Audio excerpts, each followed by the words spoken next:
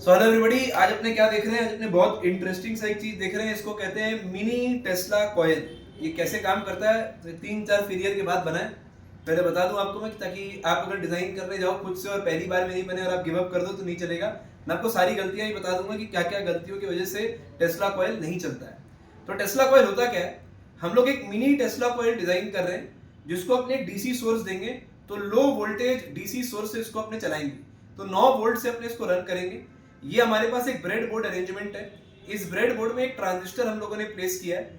मैंने यहाँ पे 2 बल्ब लगाया है। एक बल्ब से पहले अपने ये चेक करेंगे कि जो अपने डीसी सप्लाई दी है वो आ रहा है कि नहीं आ रहा है ब्रेड बोर्ड में, क्योंकि बहुत बार जब मैं डिजाइन करता हूँ तो मुझे खुद पता नहीं चलता है कि करंट यहाँ से आ रहा है कि नहीं आ रहा है। तो यहीं से अगर नहीं आ रहा तो फिर आगे काम अपने आप ही नहीं चलने वाला है। तो ये पहला मिस्टेक है जो अपने आमतौर पर करते हैं अपने टेस्ला कॉइल बना रहे होते हैं। खैर, इसके वर्किंग प्रिंसिपल पे आते हैं। तो ये इलेक्ट्रोमैग्नेटिक इंडक्शन और रेजोनेंस का एक मिक्स है।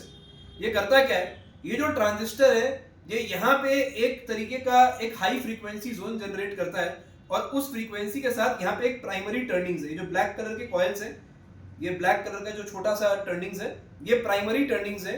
और जो सेकेंडरी टर्निंग है वो इस पीवीसी पाइप के ऊपर हम लोगों ने बहुत सारे कॉपर वायर को वुंड करके बनाया हुआ है। तो ये सेकेंडरी टर्निंग्स है और ये प्राइमरी टर्निंग्स है। और इसका जो आउटपुट होगा वो हाई फ्रीक्वेंसी हाई वोल्टेज होगा। High frequency high voltage output. तो ये दो चीज पे काम कर रहा है, इलेक्ट्रोमैग्नेटिक इंडक्शन और रेजोनेंस, दो चीज का मिक्स है। अब इससे क्या होगा? इससे जैसे ही अपने कोई एक फ्लोरोसेंट ट्यूब को इसके आसपास या विसिनिटी में लेकर के आएंगे तो ये वायरलेसली लाइट अप कर जाएगा। है ना इंटरेस्टिंग चीज? ये वायरलेसली बिना किसी वायर के ये लाइट अप कर जाएगा। So this is the idea on which a Tesla coil works.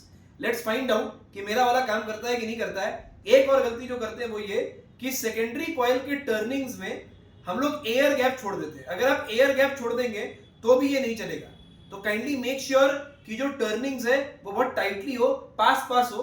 तो ये इसको पास पास अगर आप कर पाए तो बहुत बढ़िया होगा, नहीं तो मशीन यूज करें, उससे पास पास के टर्निंग्स को अरेंज करें।